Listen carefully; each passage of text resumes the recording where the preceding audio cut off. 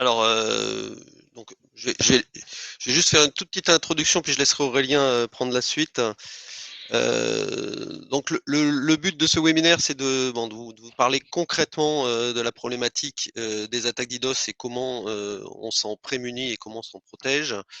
En petit préambule, les deux petites choses que je tenais à dire, c'est que vous allez, dans notre partie démonstration et puis aussi évidemment dans notre partie présentation, certainement apprendre pas mal de choses sur la problématique DDoS et sur comment les attaquants font des attaques en DDoS. Donc, vous verrez que n'importe qui peut être en capacité de lancer ce type d'attaque. Donc le premier conseil et le mot d'ordre, c'est évidemment ne faites pas ça à la maison. C'est quelque chose qui est par nature interdit et qui peut être dangereux. Donc évidemment, si vous le faites, telle mission impossible, nous nierons toute responsabilité dans vos agissements. Et donc, je vous conseille d'éviter de pratiquer vous-même ce genre de choses-là, même si c'est à la portée de n'importe qui, et c'est fait partie du problème des attaques en DDoS. Aurélien, je te passe la main pour cette introduction. Ouais. Bon, Stéphane a déjà bien présenté hein, le pourquoi on était là aujourd'hui. Je vais juste bah, reparler alors des bases. Hein. On va avoir un petit questionnaire. Je sais pas à la limite, Stéphane, si tu peut-être le lancer puisqu'il va arriver. On va regarder les résultats très prochainement avec une question toute simple. Ouais, Hein, c'est est-ce que je vous vais avez soumettre le déjà sondage. Ouais. ouais. Voilà, est-ce que vous avez déjà été confronté à un déni de service? Alors la réponse c'est pas juste oui non. Vous allez voir, il y a plusieurs. On va regarder un peu plus dans le détail.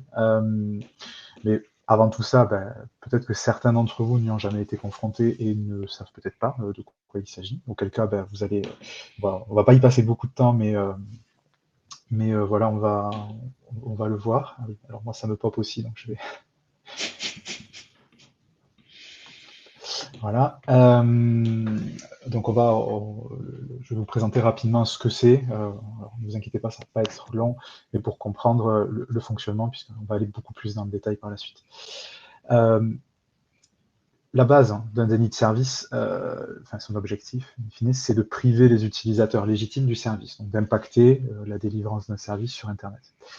Euh, pour ce faire, généralement, la technique est un peu toujours la même, ça va être de perturber tout ce qui peut intervenir en cours de route pour délivrer le service, et avec quelque chose qui revient très très souvent, c'est le fait de consommer, de surconsommer toutes les ressources pour éviter que les utilisateurs légitimes ne puissent les utiliser pour obtenir le service. Voilà. Donc ça peut se passer alors sur Internet, il peut y avoir des dénis de service aussi en interne. Bon, voilà, on va surtout s'intéresser, nous, à ceux qui proviennent d'Internet. Hein, c'est ceux pour lesquels on fournit des outils pour se protéger.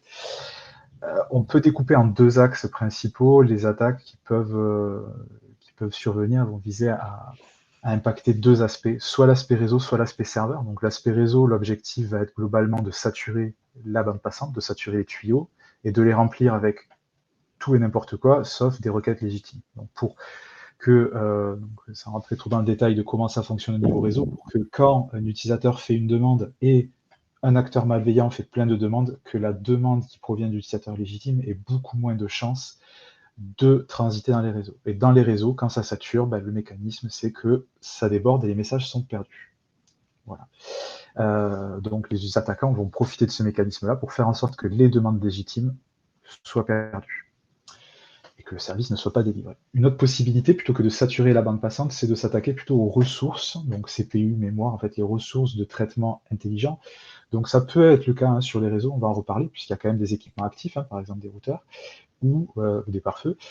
Mais ce qui peut être visé, c'est les serveurs, de faire des demandes compliquées, difficiles à délivrer, et donc, on va le voir hein, par la suite, on peut arriver avec des volumes assez faibles de demandes, en faisant des requêtes intelligentes, à impliquer beaucoup de traitements CPU et mémoire, et c'est ça qui va effondrer les capacités de réponse.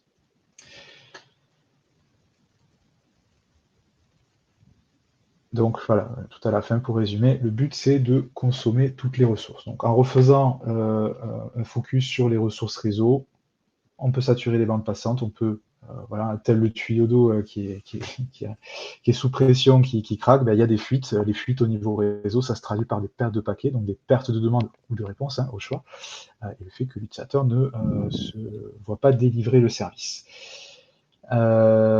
Et sur les réseaux, c'est ce que j'ai indiqué juste avant, le fait que plein de petites demandes puissent impliquer, des fois, mobilisent beaucoup de contexte et nécessitent des réponses qui sont complexes à élaborer. Et c'est lors de ce traitement-là que l'engorgement va se produire et que bah, les pertes, les saturations de serveurs vont arriver et que les réponses, le service s'écoule et les réponses ne parviennent plus aux utilisateurs légitimes. Voilà, on va avancer encore, hein. Je vous avais dit que ça serait court, hein, donc voilà pour les bases sur le déni de service. Donc attention aux deux termes, déni de service, c'est juste le fait d'utiliser les techniques pour priver les utilisateurs légitimes du contenu en abusant au niveau des demandes. Là, on passe dans une sous-catégorie de déni de service, qui sont les dénis de service distribués. Donc vous voyez le doublement du D sur le DDoS. Distribué, pourquoi c'est la dualité, donc vous pouvez le voir avec les petits schémas. On peut faire des attaques par déni de service avec juste un gros consommateur, un attaquant, un gros consommateur illégitime qui va s'accaparer pour lui toutes les ressources du service, hein, donc il va faire beaucoup de demandes lui-même pour consommer toutes les capacités de réponse. En général, ça ne va pas être très compliqué de le bloquer. Alors, quand je dis pas très compliqué, c'est manière de dire, mais en tout cas, ça va être simple de l'identifier, ça va être une IP globalement, et on va pouvoir rapidement la filtrer. C'est des cas d'attaque très simples, très faciles à nettoyer. Autant vous dire que du coup, on n'en retrouve pas très souvent. Donc le DDoS, on va voir par la suite, c'est quasiment la norme aujourd'hui. Les attaquants ont des botnets à disposition, ils en profitent. Et quel est l'intérêt? C'est plutôt que d'avoir un gros attaquant facile à distinguer d'un point de vue IP notamment, c'est d'avoir plusieurs, même multitude, d'en avoir beaucoup d'IP sources, beaucoup d'utilisateurs indépendants qui ressemblent du coup fortement à des utilisateurs légitimes qui se noient dans la masse. Et là, on va le voir par la suite, toute la difficulté va être de faire le tri entre le bon grain et le mauvais grain et d'arriver à identifier les utilisateurs légitimes des utilisateurs les légitimes des illégitimes. Voilà l'enjeu et c'est pourquoi les attaquants ont quasi systématiquement aujourd'hui recours à du déni de service distribué, c'est pour se fondre beaucoup plus dans la masse. Voilà, et donc évidemment, c'est du fait qu'ils sont beaucoup plus fondus dans la masse, beaucoup plus difficile de faire ce travail de séparation de bon grain et du mauvais grain, si je peux me permettre l'analogie, et donc ça nous donne, nous, plus de difficultés, soit être trop permissif au niveau du filtrage, soit trop strict, et auquel cas, d'une certaine manière, de faciliter, en tout cas de participer à l'attaque de l'attaquant en nettoyant trop de trafic, et donc en nettoyant des demandes légitimes. Donc auquel cas, en effectuant le filtrage, on vient à priver des utilisateurs légitimes du service, ce qu'il faut éviter à tout prix. Mais entre les deux, le subtil ajustement des seuils de nettoyage et des options de nettoyage que l'on peut avoir, c'est là toute la difficulté. Et donc le déni de service met pas mal de difficultés à ce niveau-là.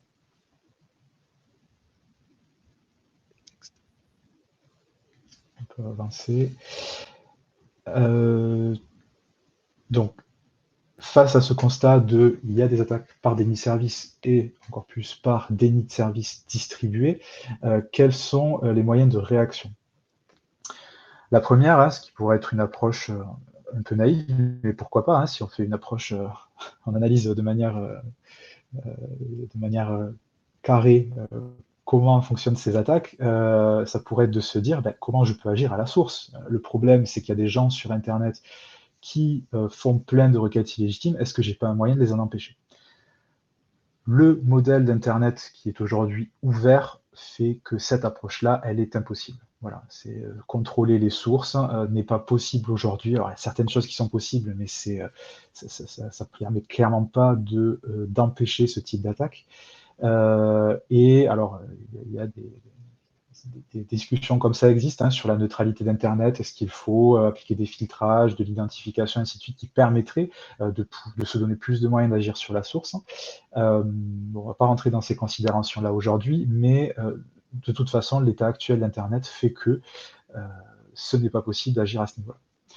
Autre possibilité pourrait être de dire, bon, ben, j'ai des attaquants, j'ai des requêtes légitimes, je vais faire en sorte d'accroître les ressources, que ce soit au niveau réseau, en augmentant le débit de mes liens d'accès, et au niveau de mes serveurs, en mettant des fermes de serveurs, en ayant de l'élasticité, en ayant la capacité de scaler si j'en ai besoin. Alors sans fin, j'ai mis sans fin volontairement, c'est un peu provocateur, c'est un peu de la provocation, hein, puisque tout ça induit forcément des coûts assez importants. Et ce qu'on voit, c'est qu'au bout d'un moment, bah, si les attaques se font extrêmement, prennent énormément d'ampleur en termes de moyens, ce qu'il va falloir mettre en face en termes de ressources, serveurs, débit, pareil, on fait la course et on arrive parfois sur des choses où on a perdu d'avance. Les coûts qu'il va falloir qu'on supporte pour continuer à délivrer un service vont être tellement énormes que l'exploitation même du service n'aura plus d'intérêt. Donc, les seules solutions viables que l'on a aujourd'hui, en tout cas de notre point de vue, encore une fois, hein, de ce qui existe en l'état de l'art du marché, il y a des choses qui sont assez bêtes, hein, bêtes et simples. Hein. Sur des équipements, il y a des bonnes pratiques. Donc, je parle notamment de routeurs, de pare-feu, d'équipements de ce type-là, même sur les serveurs. Il y a des bonnes pratiques qui peuvent être appliquées avec des petits paramètres de configuration qui évitent de mobiliser des ressources sur les équipements tant que on n'a pas bien vérifié que l'utilisateur en face était un vrai utilisateur, en tout cas qu'il n'y avait pas eu de spoofing IP, ce genre de choses. Il y a des choses qui peuvent être mises en place au niveau des équipements pour se mettre dans de meilleures capacités à encaisser une charge importante. Alors, j'ai bien fait attention aux mots, hein, je ne dis pas que c'est une solution ultime aux problématiques de déni de service, je dis juste que ça met dans de meilleures capacités. En général, ça ne représente pas des coûts importants et ça améliore toujours un petit peu la situation. Donc ça vaut le coup de le faire, mais attention, ça n'est pas une solution en soi. Ça améliore la situation, mais ça ne permet pas complètement de s'en prémunir. D'autres possibilités, c'est d'avoir des solutions de protection spécialisées. Donc, soit always on, soit à la demande. Always on veut dire on a un équipement qui est donc une line qui est sur le chemin du trafic et qui agit en permanence pour le nettoyer. Donc, premier intérêt, sur des petites anomalies réseau, par exemple des non-respects de RFC ou autre, déjà ça peut effectuer un nettoyage et nettoyer le trafic des demandes illégitimes, des scans, de ce genre de choses. Premier intérêt. Et deuxième intérêt, ça permet surtout, vu que c'est déjà en capacité de filtrage là en temps normal, d'avoir une réponse et un temps de détection et de remédiation et de nettoyage qui est quasi instantané. Et ça, c'est quelque chose d'important, Emmanuel reviendra dessus par la suite, parce que les solutions on-demand qui peuvent exister, donc avec des scrubbing centers, impliquent généralement une détection et ensuite du reroutage de trafic au niveau BGP, ce qui peut prendre plusieurs minutes, quelques secondes à plusieurs minutes entre le temps de le déclencher, de demander que l'action soit faite, et pendant ce temps-là, il peut y avoir déjà de l'impact. Et alors Emmanuel en parlera aussi vis-à-vis des attaques qu'il peut y avoir aujourd'hui. Le problème est que l'action on-demand peut être problématique parce qu'elle peut arriver tardivement et ensuite elle peut n'être efficace que de manière éphémère. Encore une fois, Emmanuel reviendra sur les détails de l'efficacité. Pourquoi nous préconisons plutôt le mode always on, clairement, d'un point de vue filtrage, est bien meilleur et garantit de meilleurs résultats.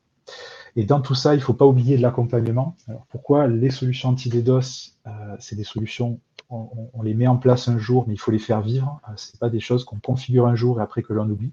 Pourquoi les attaquants, ils s'adaptent, ils évoluent, leurs attaques se perfectionnent et évoluent également. L'accompagnement est indispensable pour réajuster les moyens de protection, réajuster les seuils, puisque quand on a un service à protéger, il y a potentiellement des évolutions sur le volume de services, la quantité de connexions que l'on gère habituellement, sur les seuils, la complexité des pages qui peut impliquer plus ou moins de connexions. Et donc tout ça, c'est des seuils qu'il faut faire évoluer, et donc c'est pour ça que chez IMS, on fournit un accompagnement sur le fait de réévaluer périodiquement les profils de protection afin de s'assurer que vous avez toujours des profils de protection appropriés. Voilà pour l'aspect protection, ce sur quoi il est possible d'agir et ce sur quoi on vous recommande d'aller en termes de protection aujourd'hui. Je vais laisser la main à Emmanuel pour la suite. Oui, merci Aurélien. Bon, je vais passer très rapidement parce que peut-être que toucher deux mots de la société Secure qui travaille avec donc IMS Networks depuis plusieurs années. Pas forcément connu par le grand public. Donc, nous sommes un acteur français qui travaille sur la problématique d'IDOS depuis plus d'une vingtaine d'années. Et nous travaillons notamment avec les opérateurs un peu partout dans le monde pour protéger les infrastructures critiques, donc leur réseau et donc au travers de leur réseau, leurs clients.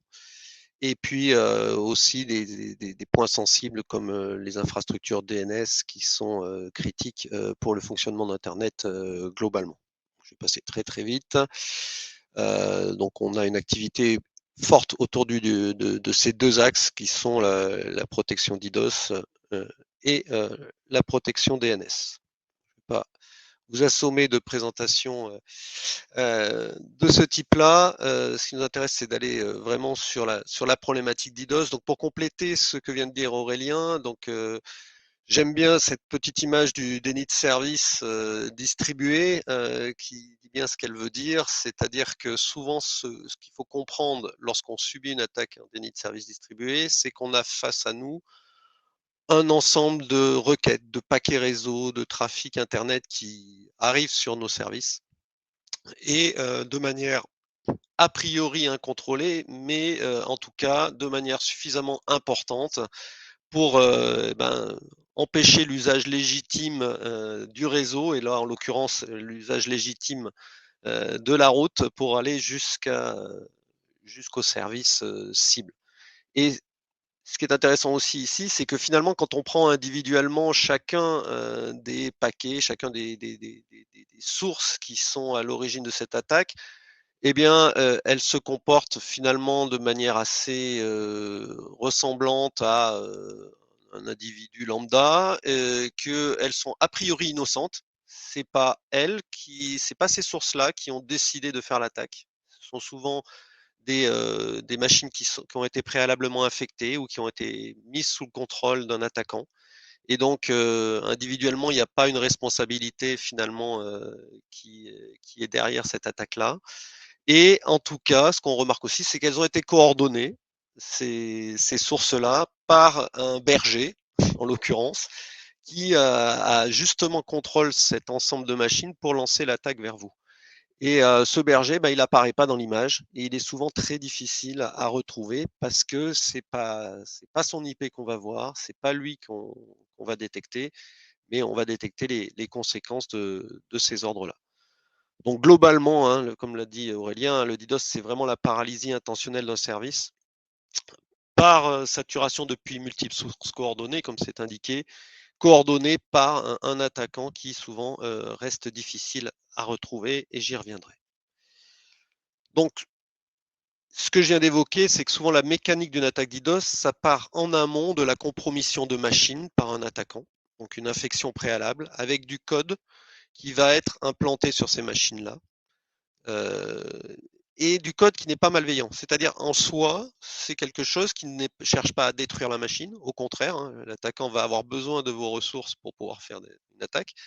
Donc, c'est surtout un bot, finalement, un code qui va lui permettre à l'attaquant d'échanger des ordres et de lui demander d'envoyer du trafic. Alors, ça peut être des requêtes web, des requêtes DNS, quoi que ce soit, à destination d'une cible lorsqu'il en aura besoin. Donc, cette infection va permettre à l'attaquant de prendre le contrôle lorsqu'il en aura besoin, de constituer son réseau de machines qu'il va pouvoir mobiliser au cours d'une attaque.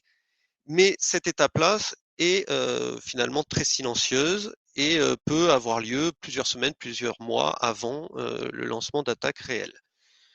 Cette première personne, ce premier attaquant, finalement, ce premier acteur ne va pas forcément utiliser directement le botnet qu'il a ainsi constitué, mais il va le mettre à disposition de gens qui souhaitent l'utiliser pour faire des attaques. Donc il va louer ce botnet-là. Donc il y a un vrai marché noir, un marché caché, dans la location de moyens d'attaque auprès de gens qui veulent réellement vous nuire et lancer des attaques. Et au final, lorsqu'il en aura besoin, le commanditaire de l'attaque pourra mobiliser son botnet pour lancer les requêtes malveillantes.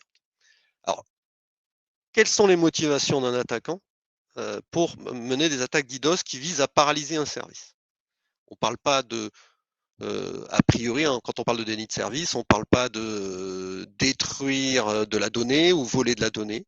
On parle vraiment de paralyser l'accès à un service pendant une période, si possible la plus longue possible pour l'attaquant, ou la plus visible possible, et j'y reviendrai. Donc, les motivations, elles peuvent être multiples. Donc, ça peut être des motivations financières. On l'a vu avec du rançonnage notamment, des attaquants qui vont attaquer des sites de vente en ligne, par exemple, dans des périodes très sensibles.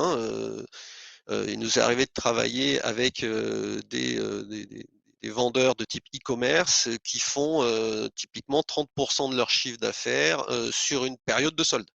30% du chiffre d'affaires de l'année sur une semaine, un mois de solde.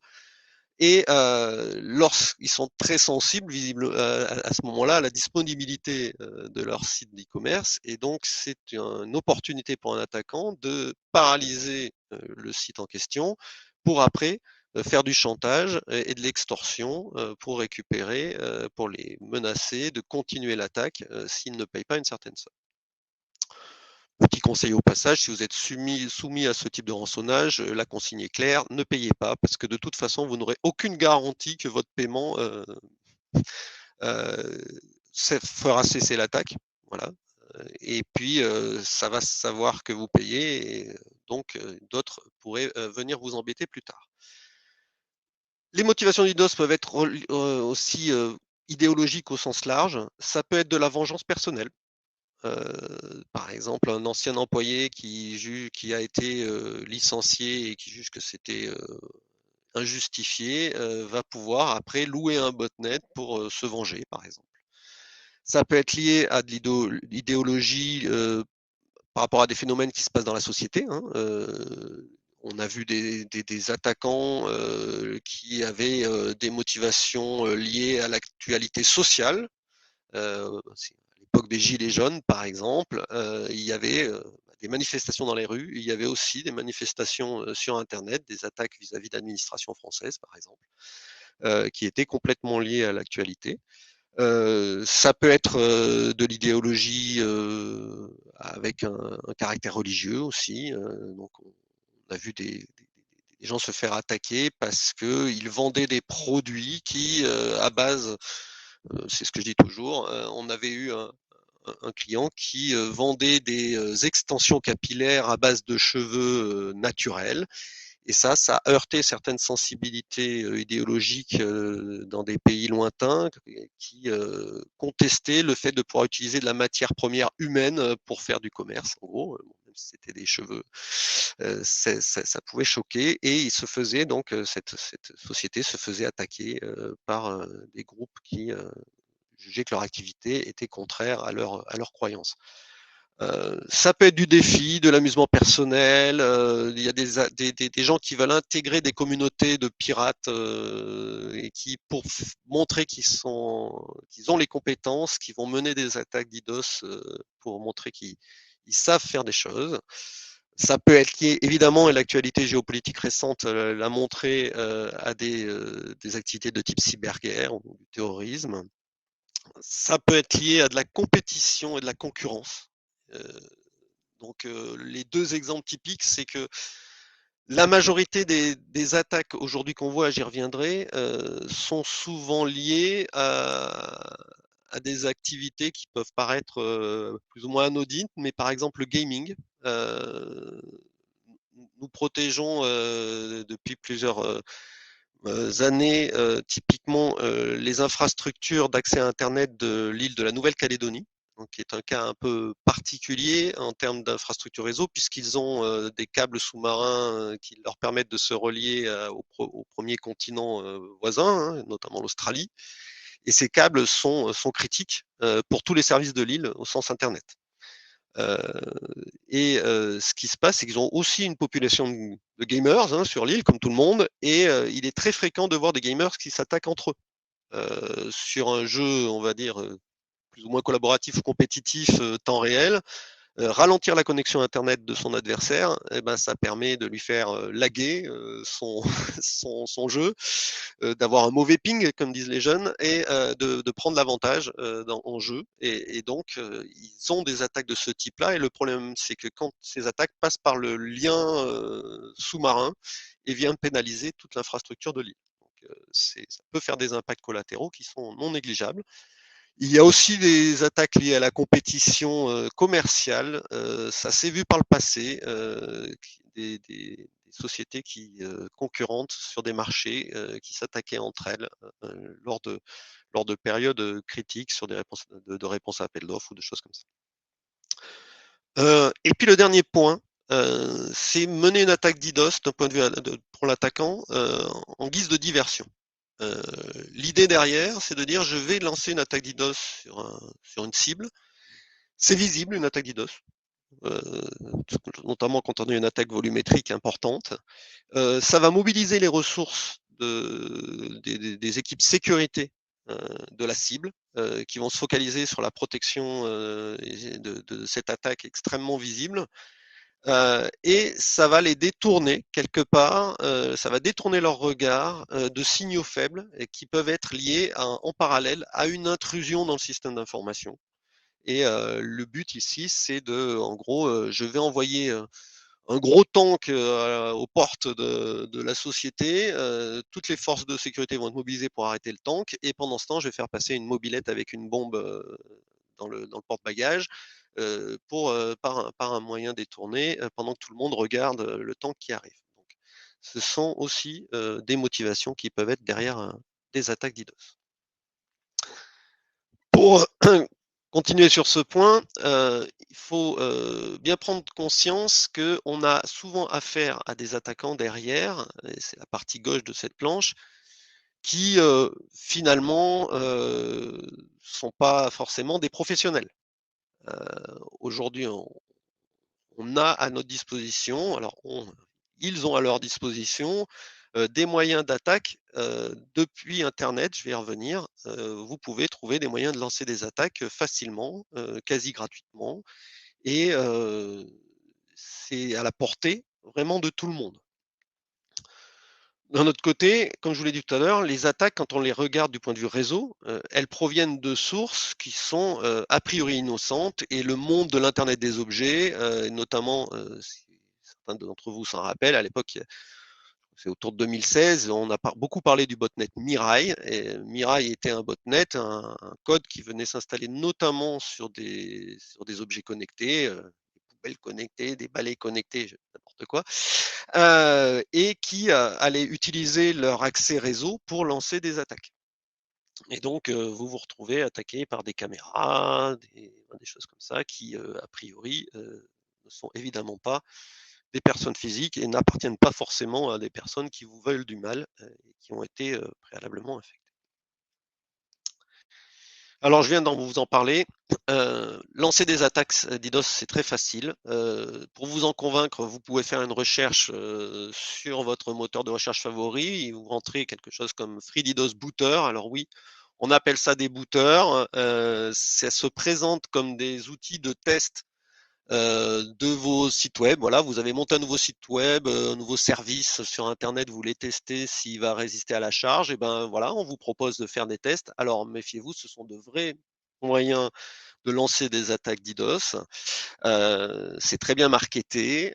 Vous avez souvent foultitude de ce site-là. Alors les autorités en ferment régulièrement. Elles réouvrent le lendemain ou dans l'heure qui suit avec un autre nom, etc., etc.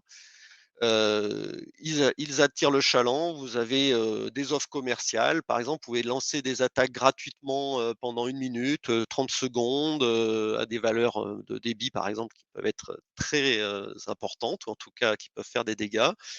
Et ça va notamment nous conduire à des profils d'attaque un peu particuliers. Je m'explique. Vous avez accès à un site qui vous permet de faire 1 minute d'attaque gratuite, simplement en rentrant un email pour tester le service de boot, de stress, etc., qui est un vrai service d'attaque. eh bien, vous rentrez un email, voilà votre premier Gmail qui passe, vous avez accès à 1 minute gratuite, vous renseignez l'IP que vous voulez attaquer ou l'URL du site que vous voulez attaquer, vous choisissez votre technique d'attaque, et puis vous lancez ça. Et puis finalement, vous vous rendez compte que ça marche plutôt pas mal. Pendant 1 minute, vous avez paralysé le service. Eh bien, vous prenez une autre adresse email, vous vous réinscrivez, vous refaites une attaque d'1 minute, etc. Et ça va nous conduire à des profils d'attaque de type 1 minute d'attaque à plusieurs potentiellement gigabits par seconde, un trou d'1 minute ou 30 secondes parce qu'il a fallu que la personne se réenregistre, etc. Et à nouveau 1 minute d'attaque. Et ça, c'est ce qu'on appelle dans le jargon des attaques de type hit and run, c'est-à-dire je vous frappe, je m'en vais, je vous frappe, je m'en vais, hit and run. Et ça peut mettre en défaut pas mal de systèmes de protection parce qu'il faut être très réactif. Les attaques sont courtes, elles disparaissent. D'un pic à l'autre d'une attaque, ce ne sont pas les mêmes IP qui vous attaquent, ce ne sont pas les mêmes vecteurs d'attaque. On va avoir des attaques avec du flou de paquets d'ouverture de connexion TCP, après des paquets de requêtes HTTP, des amplifications UDP, etc., etc., d'un pic à l'autre. Et les mécanismes de protection qui mettent 1 minute, 5 minutes à s'activer, étant donné que les attaques durent 1 minute, s'en vont, puis repartent et reviennent, ils sont mis en défaut. Celles qui se basent sur des listes d'IP malveillantes, et étant donné que les IP tournent d'un pic à l'autre, elles sont toujours en train de courir après l'attaque. Donc ça peut être très problématique à attaquer. Et pourtant, derrière, on a souvent affaire à des gens qui n'y connaissent rien, mais qui arrivent à mener ce genre d'attaque et de nuisance. Bon, je vais passer assez vite sur cette question-là parce que voilà, ça fait partie des questions qu'on pose habituellement, mais tout ça pour dire que quand on discute avec des gens et qu'on leur demande est-ce que vous êtes protégé en DDoS, on peut avoir plein de types de réponses. Et réponse qu'on a eu beaucoup de fois, c'est non, moi j'ai pas besoin de protection DDoS, je suis pas une cible. Aujourd'hui, il faut bien prendre conscience que tout le monde peut être une cible. C'est lié aux motivations des attaquants. Donc, comme vous l'avez vu, ça peut être, voilà, je sais pas, moi j'ai demandé un prêt à une banque, elle n'a pas voulu me prêter de l'argent, vraiment ils sont pas sympas, etc. Hop, hop, j'attaque. Donc, ça peut vraiment être les motivations diverses et variées. Donc, vous savez pas à qui vous ne plaisez pas. Les raisons sont souvent obscures, donc vous pouvez très bien être une cible et tout le monde peut être une cible. Alors un petit mot sur des attaques relativement récentes, hein, notamment qui ont eu lieu ce printemps. Vous en avez sans doute entendu parler. C'est parti dans les journaux, les journaux numériques. Donc, quelques exemples, Météo France, qui a été victime en avril, qui a rendu inaccessible un certain nombre de services. Alors ça peut paraître anecdotique, je ne sais, j'arrive plus à savoir le temps qu'il va faire. Bon, j'ouvre la fenêtre, je pense que j'ai déjà une information intéressante, mais il faut se rendre compte que Météo France dessert aussi pas mal d'acteurs en temps réel, notamment les aéroports pour les plans de vol des avions, etc. Et donc ça peut avoir des impacts assez importants. Vous avez aussi une attaque DDoS qui a fait sauter le site web de l'Assemblée nationale. Vous allez me dire, je sais pas, je vous invite à vous interroger, on pourra faire un sondage sur ça.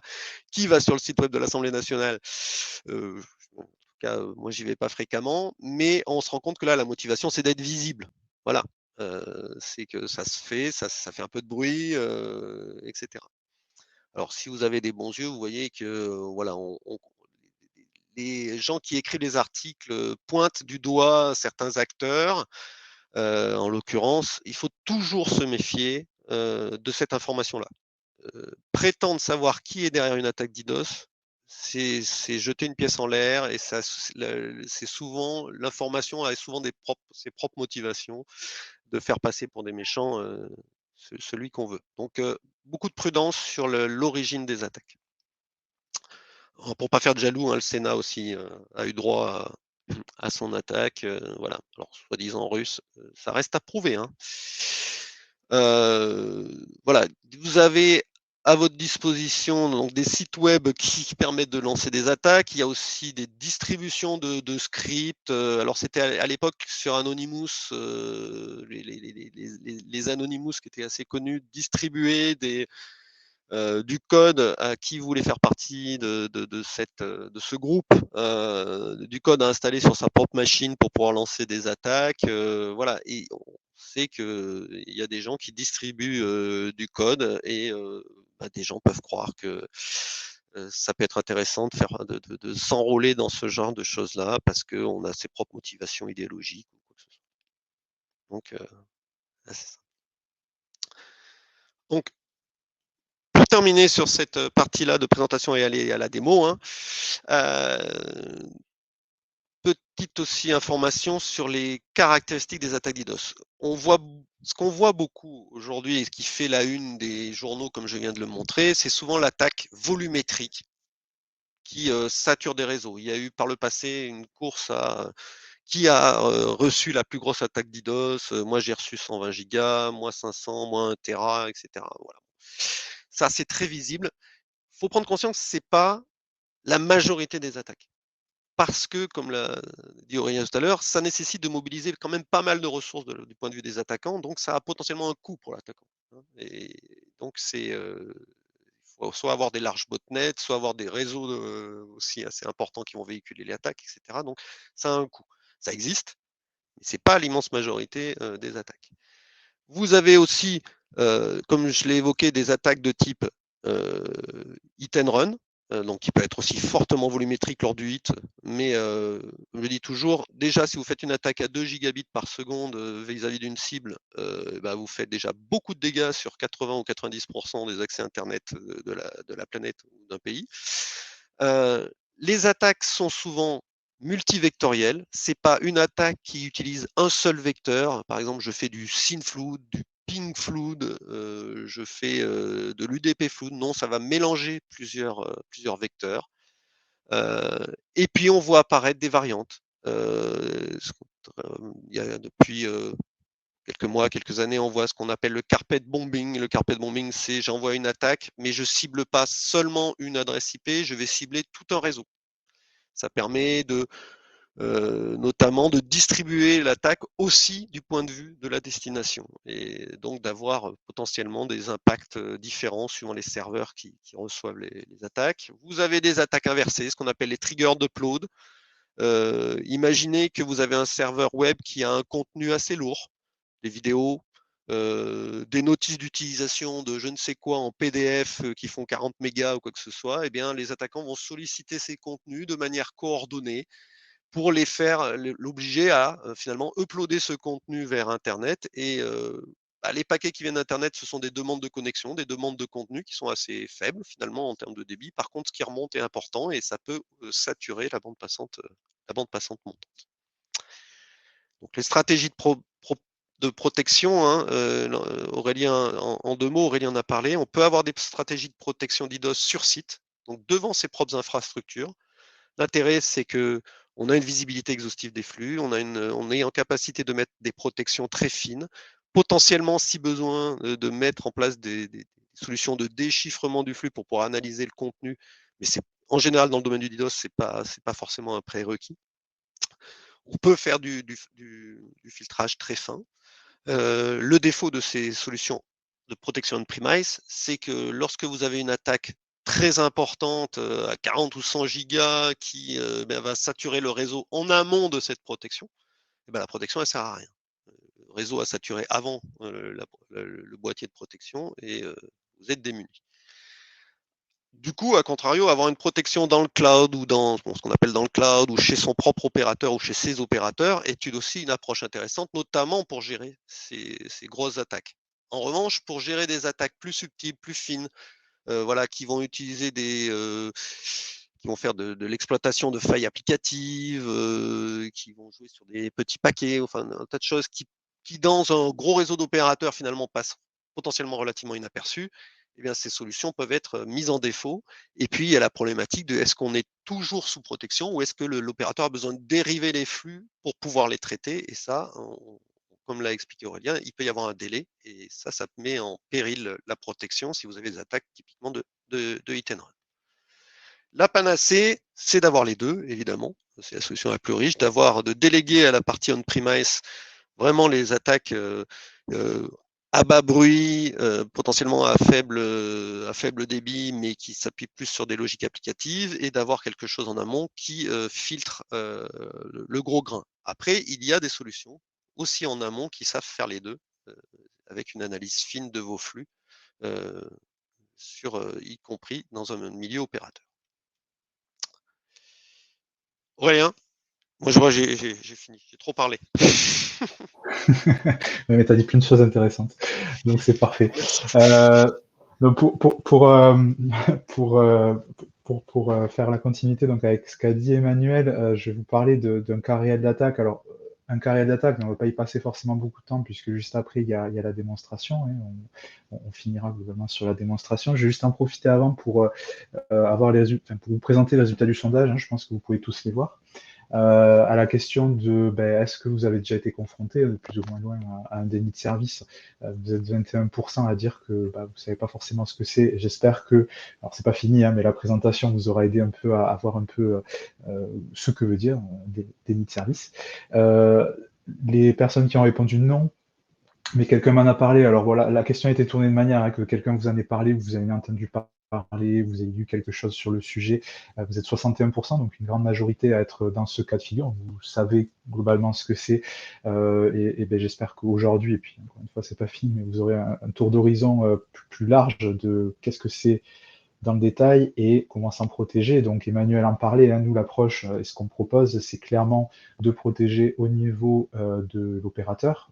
Pourquoi? Parce que c'est là où on a encore des très fortes capacités en termes de transit, des gros débits de transit, et où on va pas être un goulot d'étranglement. Alors, on va pas le garantir à 100%, parce que si on a des attaques qui sont plus grosses que les capacités de notre backbone, ou des outils de protection, forcément, on redevient un peu comme tout le monde, mais concrètement, on aura toujours de meilleures et de bien meilleures capacités à gérer un déni de service que, on va dire, une entreprise toute seule dans son coin. Ça, voilà, nous, on a moyen de mutualiser ses efforts, ce qui sera beaucoup moins le cas. Je parlais des coûts qui peuvent être associés à la protection.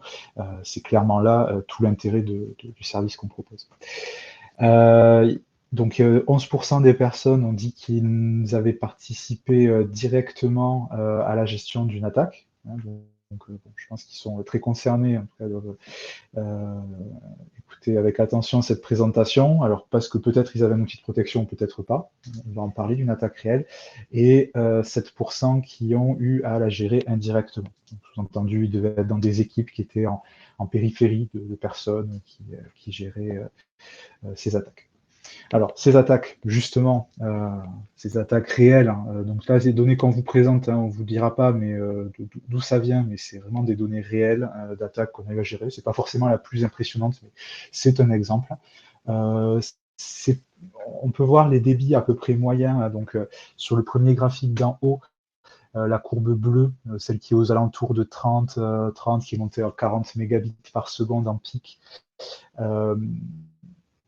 C'est le débit qui a été soumis en entrée. Alors on voit que c'est même pas un débit extraordinaire, hein. C'est un débit qui est très correct, mais ça ne présume pas de la taille de l'abonnement qu'il y avait derrière hein, pour le client qui était protégé. Et on peut voir un beaucoup plus petit en bas, alors toujours sur le même graphique, hein, celui du haut, la courbe verte hein, qui est très très proche de, pas de zéro, mais en tout cas d'un débit très très faible. Ça, c'est la courbe du trafic après filtrage, donc c'est après nettoyage. Donc on voit un petit peu l'efficacité que peut avoir les solutions de protection. Hein, donc, quand je disais qu'on nettoyait le bon grain du mauvais grain, on y arrive hein, quand même. Hein. C'est pas un travail qui est parfait. On ne peut pas garantir de la perfection à ce niveau-là, mais on arrive à des très très bons ratios. On peut arriver sur du 98, 97% de nettoyage. Alors pour aller gratter les derniers pourcents, c'est là où est le danger, c'est que si on est trop strict, on peut arriver à casser des connexions clients. Et c'est là où voilà, y a un compromis à trouver au niveau de l'efficacité du nettoyage. Et le graphe de dessous, je ne vais pas rentrer dans le détail, mais ça donne justement le détail de quels sont les modules, puisque les solutions de protection qu'on utilise se composent de plusieurs modules de filtrage. Ça donne le détail de quel module a nettoyé quelle partie. On ne va pas rentrer dans le détail de ce point-ci. Au niveau de la structure, ce qu'on peut voir, alors là, on est sur un déni de service, alors qui est volumétrique, on voit une augmentation de volume, mais c'est pas du pur volumétrique, dans le sens où c'est pas forcément la bande passante qui a saturé à proprement parler. On va pas la décrire, on va dire, en détail. Ça a affecté à la fois le débit, mais aussi les capacités de traitement. Et c'est concrètement ça qui a été plus impacté, puisqu'on voit que le trafic résultant, hein, après filtrage, était quand même très faible. Mais ne serait-ce que ce trafic-là a produit des effets sur les infrastructures qui sont derrière, parce que juste ce volume-là résiduel peut suffire, hein, en fonction de comment est structuré le service derrière pour impliquer beaucoup de traitements. Encore une fois, d'où la nécessité de réajuster les seuils pour mettre en place le filtrage nécessaire pour que le service reste toujours disponible. Donc, je réinsiste sur l'importance de ne pas juste prendre un service, mais de prendre l'accompagnement qui va avec, avoir la capacité à réajuster la protection aux besoins. Rien de pire qu'avoir une protection qui est là, mais qu'on est incapable de configurer pour réussir à en tirer le bénéfice qu'on attend. Donc on voit que les attaques souvent commencent fort, et ça c'est quand même assez constant, hein. Les attaques commencent toujours fort. Pourquoi? Les attaquants essaient de voir à peu près où est le niveau d'efficacité de leur attaque, quand est-ce qu'elle commence à être efficace. Et ensuite on voit une forme de stabilisation. Alors ça se stabilise au niveau où c'est efficace. C'est efficace, où ça commence à produire des effets, c'est aussi un ajustement par rapport aux capacités de l'attaquant, hein. Il n'a pas des ressources infinies non plus à son niveau, ça a un coût, mener une attaque. Donc son but va être d'engager des moyens suffisants, mais pas trop importants, voilà, de trouver un subtil compromis entre avoir un impact, alors qui sera peut-être pas total, hein, là le service en l'occurrence chez le client était toujours disponible, mais avoir entre les moyens dont il dispose et l'engagement qu'il était prêt à mettre et les effets qu'il cherche, de trouver un subtil compromis. Voilà. Il faut voir que les capacités de surveillance aussi, hein, peut-être que l'attaquant, vous croyez que son attaque était efficace parce que lui-même, les endroits depuis où il testait avaient été nettoyés par le filtrage. C'est délicat, mais on arrive quand même à percevoir l'impact que ça peut avoir sur les services, le client lui-même, et nous, en faisant des tests de connexion en tant que client lambda, on arrive à voir si le service du client est impacté ou pas, fortement ou pas, et là, c'est toujours, bon, on n'est pas dans une situation normale, donc c'est toujours un peu précaire. On ne peut pas garantir, le service ne sera jamais 100% du temps impacté. Encore une fois, nettoyer le bon grain du mauvais grain, des fois, le nettoyage, il peut avérer qu'on supprime du bon grain, ça peut arriver. On peut voir aussi que la durée de l'attaque, alors là, c'est quasiment concentré entre 2 heures du matin jusqu'à 20 heures, elle a quasiment duré une bonne journée. Ça dépend. Des fois, on a des attaques beaucoup plus courtes. Emmanuel parlait des hit and run. Les types d'attaques, la durée des attaques, l'intensité des attaques est vraiment très très variable. La seule constante qu'il y a dans tout ça, c'est le but d'impacter le service. Voilà, c'est tout ce qu'on peut dire. On n'avait pas vocation dans cette présentation à vous montrer tous les types d'attaques qui peuvent exister. C'est juste pour vous montrer une des réalités d'attaques de déni de service, mais il y en a plein d'autres. Voilà, et donc il y a un engagement permanent l'attaquant réactualise en permanence l'engagement de son botnet dans l'attaque. Si clairement il estime qu'elle est inefficace, soit il engage plus de moyens, soit au bout d'un moment il arrête. Voilà à peu près le mode de fonctionnement, encore une fois. C'est qu'un cas, mais de ce qui peut arriver dans la vraie vie en termes de nettoyage et des capacités, hein. Vous voyez un peu le taux de nettoyage qu'on peut avoir entre le trafic entrant et sortant. Voilà. Bon, ça c'était une attaque on n'est pas tout de suite sur la démonstration. Je vais laisser Emmanuel poursuivre. Vas-y. C'est bon? Je te laisse la main. Oui. Ouais, alors ça je vais passer très vite. Donc juste pour donc comme l'a évoqué Aurélien, ça c'est on a vu un type d'attaque, une typologie d'attaque. On a mis cette planche juste pour vous montrer que souvent on parle de DDoS, on se dit ouais voilà, bon, le truc il va nous balancer plein de paquets qu'on veut pas. Il y a quand même beaucoup de variantes d'attaques DDoS. Donc voilà, vous avez des exemples. Alors ils ont tous des noms barbares, donc on va pas les passer, hein, mais il y a la possibilité pour un attaquant de faire différentes typologies de flux qui peuvent mettre en défaut des choses qui vont jouer sur le logique applicatif, sur la logique réseau, sur la volumétrie applicative, sur la volumétrie réseau, et on peut mixer le tout. Il y a beaucoup de choses que peuvent faire les attaquants. Et d'ailleurs, quand on va sur les plateformes de DDoS à la demande un peu, ils savent faire aussi du marketing des attaques, hein. Ils savent en inventer, soi-disant. Alors souvent c'est souvent des attaques connues, mais ils leur ont donné un nom marketing. Donc, voilà. Alors, un point aussi peut-être avant d'aller sur la démo, sur lequel on voulait vous sensibiliser, c'est lorsque vous avez quelqu'un qui vous fournit une protection DDoS, c'est les questions à se poser, c'est quels sont les engagements qui sont pris par ce fournisseur. Ils sont exprimés comment? Quelles sont, voilà, quelles sont les garanties que vous avez vis-à-vis de l'activation de cette protection? Euh, Un point important pour nous, c'est le premier, c'est ce qu'on appelait le TTM, c'est le time to mitigate. Je pense qu'on l'a déjà évoqué, mais ça, c'est très important parce que l'attaquant sait s'adapter à le temps de réaction que peuvent avoir vos protections. S'il se rend compte que vos protections s'activent au bout de 15 minutes, il va faire des attaques qui durent juste ce qu'il faut, et puis il va disparaître, il va revenir. Ça a le même effet qu'une attaque qui dure des heures, comme celle qu'on vient de voir. Parce que voilà, pendant les 15 minutes ou les 14 minutes dans lesquelles il va attaquer, ben, vous êtes coupé du monde. Ouf, ça s'arrête. Certainement, votre protection s'est mise en place. Bon, ça a marché, etc. Vous pensez tranquille, mais en fait, c'est que lui, il a disparu. Et il va revenir quelques minutes plus tard avec d'autres vecteurs d'attaque, d'autres IP qui vous attaquent, et ça va certainement recommencer. Donc, ça fait partie. Le temps de réaction sur une attaque nous semble important. Le support aussi, l'accompagnement, comme l'a dit Aurélien, est aussi important parce que il est toujours intéressant d'analyser une attaque en cours pour comprendre un peu à quoi on a affaire et se préparer à adapter des protections. Alors, time for bombing, comme c'est marqué. Donc on va essayer de vous montrer un peu comment ça se passe en temps réel. Et pour ça, on a mis en place une plateforme de démonstration qui essaye de reproduire en fait une situation réelle. Donc il faut imaginer que vous avez un data center dans lequel sont hébergés différents types de services, devant lequel il y a un pare-feu avant d'accéder sur Internet, et d'accéder à Internet via le réseau IMS. Qui donne donc accès à tout le joli monde d'Internet.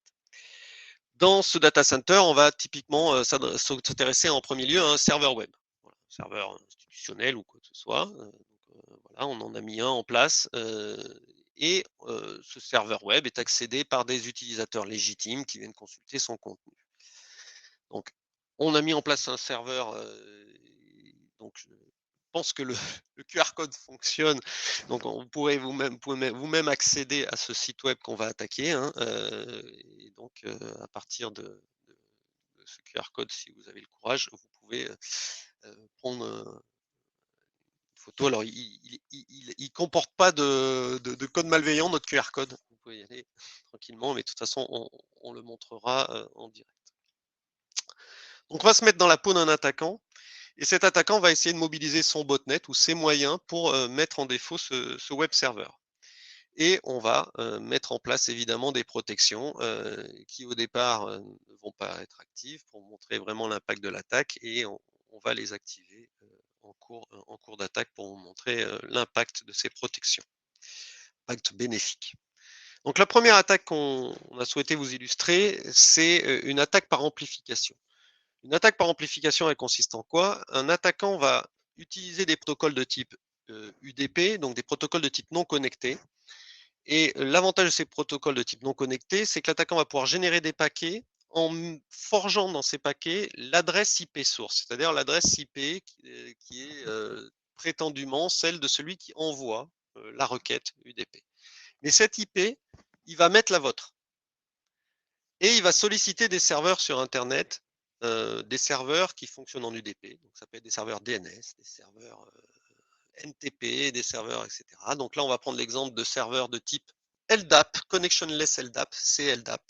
Oui, le LDAP, les annuaires, ça marche aussi en UDP avec un protocole qui s'appelle Connectionless LDAP. Vous allez me dire des serveurs LDAP que je peux solliciter sur Internet en UDP pour faire mon attaque, donc pour envoyer des paquets en usurpant l'adresse de la cible et pour que ces serveurs répondent vers vous et donc vous saturent votre bande passante avec des grosses réponses, parce que l'intérêt de l'amplification, c'est que l'attaquant va faire des petites requêtes et que les serveurs qui sollicitent vont faire des grosses réponses vers vous. des serveurs de type CLDAP, doit pas y en avoir foultitude sur Internet. Alors, bah si, vous allez voir, il y en a. Alors, si vous avez de bons yeux, on allez faire un petit tour sur Shodan, qui fait un peu un mapping des machines un peu ouvertes sur Internet. À l'heure actuelle, dans le monde, il y en a un peu plus de 580 000 serveurs ouverts sur les ports LDAP en UDP. Donc ça veut dire que l'attaquant va mettre à profit ses infrastructures ouvertes, il va solliciter ses bots, donc les machines qu'il a infectées, il va leur dire envoyer des paquets avec telle IP source vers tous les amplificateurs de cette liste-là, et donc les bots vont s'exécuter, ils vont envoyer plein de requêtes en se faisant passer pour vous vers ces amplificateurs, en l'occurrence ici c'est LDAP, mais ça marche aussi en DNS, en SSDP, en NTP, en cache, il y a plein de protocoles qui permettent de faire ça, malheureusement. Et les ce qu'on va baptiser des amplificateurs, mais qui sont en fait des serveurs finalement eux-mêmes plus ou moins innocents sur Internet, ils vont répondre avec des grosses réponses vers l'IP qui les sollicite. Mais en l'occurrence, c'est la vôtre. Donc toutes les réponses vont descendre vers vous et vont venir saturer votre bande passante. Donc là, c'est vraiment une attaque volumétrique UDP qui va générer un gros trafic. Alors, hop, peut-être qu'il faudrait que je vais vous permettre de partager l'attaque.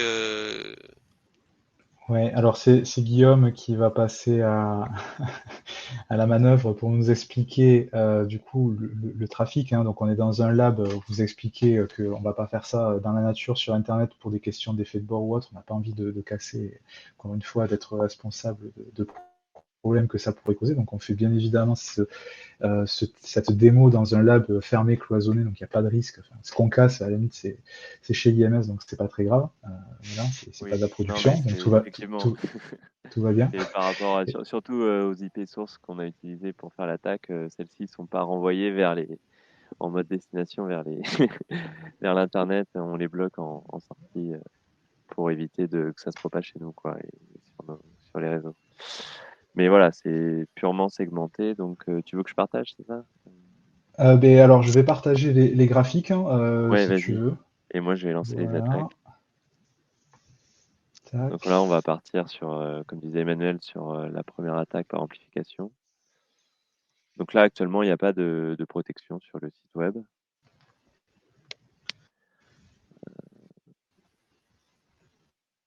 Donc voilà, donc normalement, j'ai lancé. On va voir l'effet démo en direct. J'ai des mots en direct. Donc c'est vraiment une plateforme de démo sur lesquelles on n'a pas de production, évidemment. On le répète. Donc voilà. Alors attends, c'est bon. C'est lancé. Vas-y.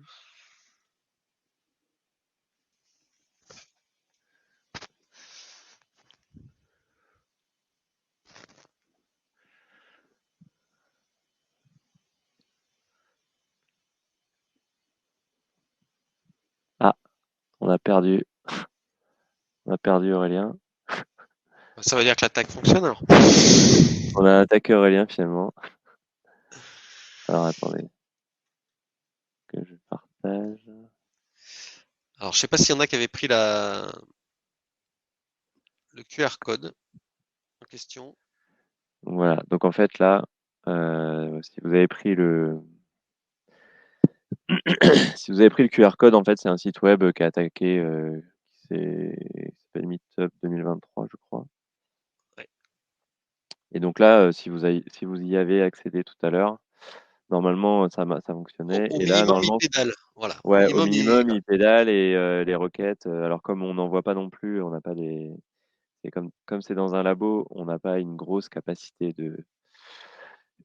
très grosse capacité de réseau à 1 giga environ. Donc, comme on peut le voir, là, il y a une attaque de 800 mégas environ en bande passante. Voilà. Donc, on a fait Qui une attaque à permet de... 800 mégas. Ouais. Ben moi, il m'a fait inaccessible. Là, il retente sa chance. Je suis en attente. Il n'est pas très responsive. Ouais. Voilà, là, il est un peu dans les choux. Exactement.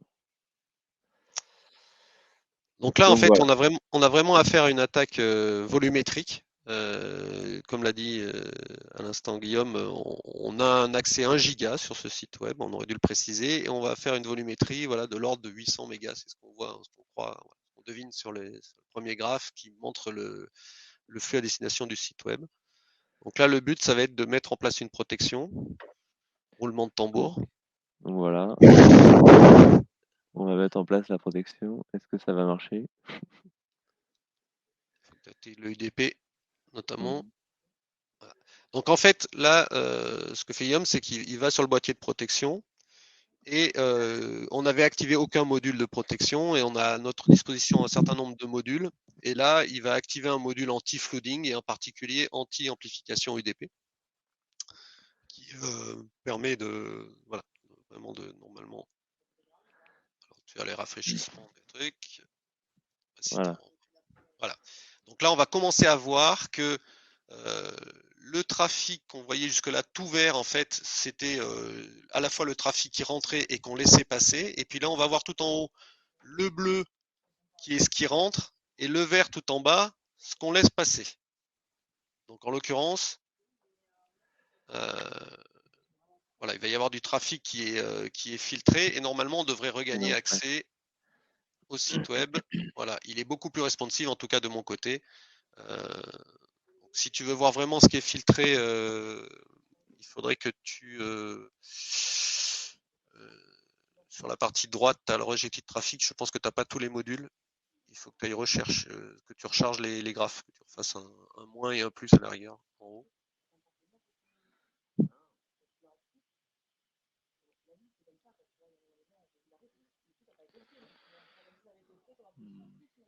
Voilà, tu vas l'avoir en bas ce qui est rejeté. Donc on voit tout en bas que le boîtier de protection va nous indiquer ce qu'il filtre. Et sur la droite, vous avez, voilà, il est en train de filtrer de l'UDP Port Amplification venant du port 389. Le port 389, c'est le port CLDAP. Donc il a bien détecté qu'il avait à faire une amplification CLDAP. Il a filtré, donc il n'a filtré que cette partie-là. Il faut que tu resubmites si tu veux voir les sources. Il n'a filtré vraiment que la partie UDP ampli. Et notre trafic de consultation, en tout cas le mien, il est Il est préservé. nickel maintenant.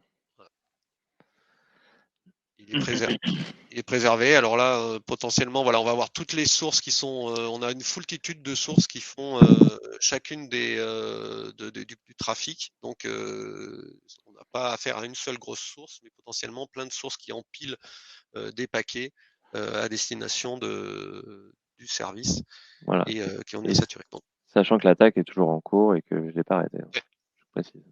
Parce qu'il y a toujours du trafic et là, ça fonctionne. Et donc, si j'arrête l'attaque, hop.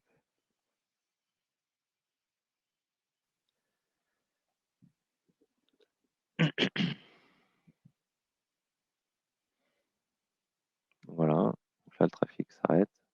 Et donc. Voilà, l'attaque est arrêtée là, donc de toute façon. Et la protection est toujours en place. On a toujours accès. Ok. Donc je vais peut-être reprendre la main 2 secondes pour la suivante. Ça te va? Vas-y. Hop. Que tu réexpliques le contexte. Donc, hop. Donc là, juste en 2 mots, hein, ce qu'on a fait, donc les boîtiers de protection ont un ensemble de couches de protection qui sont spécialisées contre des attaques. Là, ce qu'a fait Guillaume, c'est qu'il a activé la couche de protection contre les floods, d'amplification, relativement logique, relativement simple. L'attaque suivante qu'on veut vous montrer, c'est que là, on a fait du volumétrique, celle que tout le monde voit dans le monde habituel du DDoS, vraiment la grosse attaque qui cible le serveur web sur le volume, qui va saturer les bandes passantes, etc. Et là, effectivement, une protection proche du data center, le firewall, il n'a servi à rien. On aurait mis un boîtier de protection vraiment sur site, il aurait eu du mal aussi, puisqu'on est saturé la bande passante éventuellement en amont. Là, on va vous montrer une attaque où finalement, on va faire une attaque qui va viser à rendre indisponible le serveur web, toujours, sans jamais lui envoyer un paquet. C'est ça qui est magique. Et c'est pour ça, ce qu'on va faire, c'est qu'on va non pas attaquer le serveur web, mais on va attaquer des serveurs DNS qui permettent de servir ce serveur web. Donc, typiquement, là, le site qu'on consulte, il a pour nom meetup 2023 imsnetworks.com.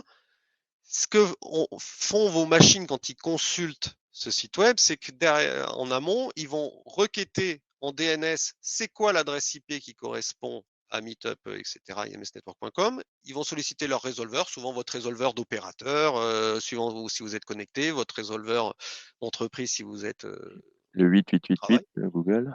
ou le 8888 de Google. Et donc ce résolveur va potentiellement ne pas avoir l'information, puisque les résolveurs ce sont des caches. Et donc, si ce site web n'est pas souvent visité, et en l'occurrence, je ne pense pas qu'il soit visité par la planète entière, il n'est pas forcément dans les caches de ce résolveur. Donc, que fait le résolveur quand il n'a pas l'information directement? Il va solliciter ce qu'on appelle le DNS autoritaire. C'est l'autorité qui détient l'information qui fait référence entre le nom de votre site web, en gros, et l'adresse IP associée. Et là, ce qui se passe, c'est que votre autoritaire, il est installé dans votre data center. C'est généralement des serveurs qui sont très peu sollicités. Hein, un autoritaire, avec le système de cache en amont, et ben voilà, il répond de temps en temps à un cache sur Internet qui sollicite. Ce résolveur met ça en cache et il est plus sollicité. Donc, c'est pas forcément une grosse machine, peu importe. Et en tous les cas, c'est là que le bas va commencer à blesser. Parce que donc dans un monde logique, le DNS autoritaire, il a l'information, il l'envoie au résolveur, le résolveur vous le renvoie et vous pouvez après établir votre connexion HTTPS vis-à-vis du serveur web que vous ciblez. Donc là, ce qu'on va faire, c'est qu'on va faire une attaque sur le DNS autoritaire. Donc le DNS autoritaire le but c'est qu'il soit dans l'incapacité de répondre aux caches Google, aux caches de vos fournisseurs Internet, etc. Et donc, comme les caches de vos fournisseurs n'auront pas la réponse qui permet d'associer l'IP et le site que vous voulez visiter, ben vous ne pourrez pas y aller. Et donc, on aura rendu le site web en question indisponible, sans jamais envoyer un paquet vers le site web en question. Et l'avantage d'attaquer un serveur DNS, c'est que ces serveurs DNS autoritaires, ils ne sont pas forcément très musclés. Et on peut travailler au niveau applicatif DNS et les solliciter avec plein de requêtes valides, mais qui leur demandent pas mal de travail. Et typiquement, ce qu'on va faire ici, c'est qu'on va faire une attaque de type random subdomain. Ça veut dire quoi? Ça veut dire que l'attaquant, il va utiliser ses bots pour cette fois-ci envoyer plein de requêtes DNS en se faisant passer pour à la rigueur des clients légitimes, peu importe. Et ces serveurs, ces résolveurs, ils vont leur poser comme question est-ce que tu connais l'adresse IP associée non pas à meetup2023 imsnetworks.com, mais à toto.meetup2023 imsnetworks.com, tata.2023, etc. Titi, ils vont faire un random sur la requête en elle-même qui sollicite. Évidemment, les résolveurs ne connaissent pas la réponse, et donc ils vont se tourner vers l'autoritaire en lui disant c'est quoi l'adresse IP associée à Toto Meetup, Titi Meetup, Tata Meetup, AWZ Meetup, etc. J'en sais rien, n'importe quoi, du random. Et évidemment, l'autoritaire, il va finalement se retrouver saturé de ces demandes, d'ailleurs, pour lesquelles il n'a pas de réponse. Donc, il répondra, non, ça n'existe pas. Mais il va répondre au premier, au deuxième, au centième, au millième, éventuellement au 10 millième. Et là, on parle que de DNS, c'est des petits paquets. Et c'est pas de la grosse volumétrie en termes de débit, mais ça va solliciter tellement le serveur DNS dans ses recherches, en nombre de paquets et en travail des purs DNS, qu'on va le mener à saturation et il pourra plus servir les requêtes légitimes de demande d'association IP et site web. Run. Guillaume, t'es prêt? Je suis prêt. Donc, Si tu veux partager graphe. Donc là, on va focaliser sur des graphes qui concernent le service en question qui protège le serveur DNS. Donc sur le même boîtier, en fait, on peut décider de protection adaptée à un site web, adaptée à un serveur DNS. Et là, on a focalisé ces protections. Donc là, tu dois avoir assez peu de trafic. voilà, là j'ai lancé de toute façon. J'ai lancé l'attaque. Donc pareil, après, cette attaque, elle peut prendre un peu plus de temps, sachant que il y a quand même un temps de caching sur les navigateurs et tout ça. Donc là, on va voir que l'attaque, si tu refais peut-être un petit submit, en termes de volumétrie, Elle n'est pas énorme. elle est à 100. Alors 150. j'ai des mauvais yeux. Elle est à 150 mégabits par seconde. C'est-à-dire qu'on est loin du gigabit par seconde d'accès Internet. Donc, normalement, ça représente moins de 15% de la bande passante. C'est pas la bande passante qui va potentiellement saturer, en l'occurrence, pour l'attaque. Alors, je vais tenter de voir si elle a un effet. Alors moi, ça commence à pédaler. Je vous invite à faire un shift reload si vous êtes sur un navigateur pour Et là, forcer normalement, vous avez un problème de DNS probe. Voilà. Et si sur l'attaque vos- réussit, la réponse que vous obtiendrez est de votre navigateur, c'est celle que je viens de recevoir. Ce site est inaccessible, impossible de trouver l'adresse IP du serveur. Donc Voilà. on se rend compte que l'impact, il est lié vraiment au fait qu'il n'a pas réussi à obtenir l'IP. Donc c'est Voilà. bien une problématique DNS. Ok, donc là, on va activer la protection DNS. Donc là, on va mettre en place une protection. Tu peux activer celui au-dessus, là, le default aussi, redundancy éventuellement. Tac. Et, Voilà. Je crois que on va laisser par défaut. saturé bretelle. Ouais, ça doit être bon là. Donc là, on va activer une protection aussi un peu anti-flooding spécialisée au sens DNS, c'est qui est vraiment des fonctions qui vont détecter qu'on a du random subdomain et essayer de filtrer toutes ces requêtes random qui sont envoyées par les attaquants. Je sais pas si t'as poussé, c'est ça? Ouais, j'ai poussé. Voilà, c'est bon. Ça s'est mis à protéger. Donc voilà, alors Et là, là, la ça y est, protection s'est mise en place. j'ai refait une requête et moi, j'ai accès de nouveau. Donc ouais, j'ai essayé, le site est à nouveau accessible. Donc, normalement. Oui, oui, il l'est. Et là, il faut bien comprendre que vous, en essayant d'accéder au site, vous faites aussi une requête DNS et qui va aussi solliciter le même serveur DNS. Donc, il faut que la protection soit en capacité de vous trier, vous, comme étant une requête DNS qui est tout à fait normale par rapport à ceux, aux random requêtes, qui sont toutes différentes, les random requêtes, hein, d'ailleurs, qui proviennent de ces résolveurs qui cherchent à obtenir une information qui n'existe pas. Donc, il faut être en capacité d'analyser jusqu'au niveau DNS si la requête qui nous est soumise est une requête valide ou n'en est pas une. Et là, c'est pareil, tu vas avoir affaire à des sources complètement distinctes qui vont enseigner. Donc, votre requête, finalement, elle passe, mais celles qui sont sous l'attaquant, elles ne passent pas forcément. On en laisse peut-être passer un tout petit peu, mais ça ne va pas mettre en péril. Tu vas avoir des Voilà alertes. les types de random subdomain qu'on a. Voilà, ouais. Voilà, avec n'importe quoi. Donc voilà, là, l'attaquant il met une chaîne de taille variable. D'ailleurs, il y en a des plus petites, hein, un peu en dessous, c'est pas forcément qui veulent dire n'importe quoi et qui n'existent pas, mais qui vont solliciter le serveur DNS pour rien finalement, mais de manière trop importante, avec une volumétrie de bande passante qui n'est pas énorme. Le pare-feu, ben lui, il laisse passer les flux DNS hein, parce que sinon ça ne marcherait pas. Exactement. Alors, la question, de base, il laisse passer les flux. Si on connaît l'IP du site, on peut toujours accéder alors que le serveur DNS se fait attaquer. A priori, oui, voilà la réponse, et oui, parce que vous ne ferez pas de résolution DNS, donc vous ne solliciterez pas l'autoritaire, donc vous iriez directement. Après, il y a peut-être potentiellement un effet qui se coule ici, c'est que on fait une attaque qui a pas beaucoup de débit, mais qui a beaucoup de paquets par seconde. Donc 150 mégas avec des petits paquets. Donc si tu passes en paquets par seconde, je pense que tu as... On est à 200 kilos au paquet. Voilà, 200 000 paquets par seconde. Alors ça peut, pour le pare-feu qui est devant, commencer à être un peu embêtant. Et là, on attaque un pare-feu, pas forcément un peu pour faire écho à ce que disait au tout début Aurélien, que ça peut être des éléments d'infrastructure aussi qui sont attaqués.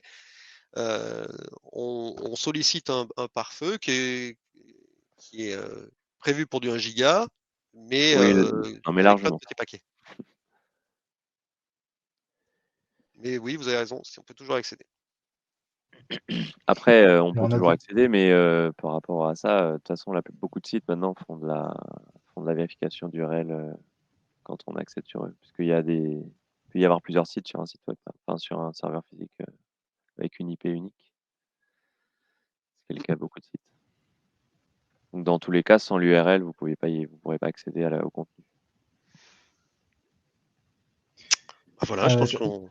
Donc il y a une question, il y avait une question un peu avant sur le fait de si, alors ça faisait référence, je pense, à la compromission par des botnets d'une machine, si le fait de la formater permettait d'empêcher les attaquants.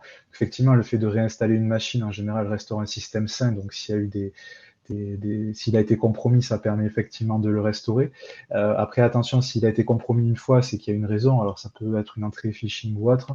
Alors là, c'est pas forcément la protection des nids de service qui va vous aider, hein. Il y a d'autres types de protection pour protéger les endpoints, hein. Donc, si vous êtes intéressé par ce genre de solution, vous pouvez contacter l'équipe commerciale d'IMS. On a des protections de ce type, EDR, antivirus ou autre, qui ciblent plus, en l'occurrence, les postes de travail, puisqu'il s'agit à ce niveau-là de protéger les postes de travail. Mais ça ne rentre pas dans le cadre du déni de service, bien que ça puisse amener à des attaques par déni de service. À proprement parler, les protections déni de service ne vont pas protéger les postes de travail.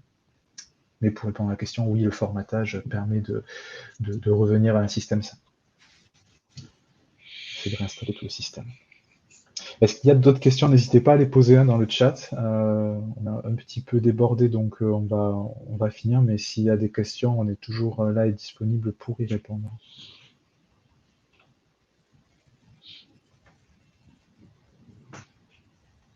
Ouais, j'ai pas l'impression qu'il y ait de questions. En tout cas, c'était très très clair. Je pense que ça a été apprécié. Des commentaires, je vois sur le chat.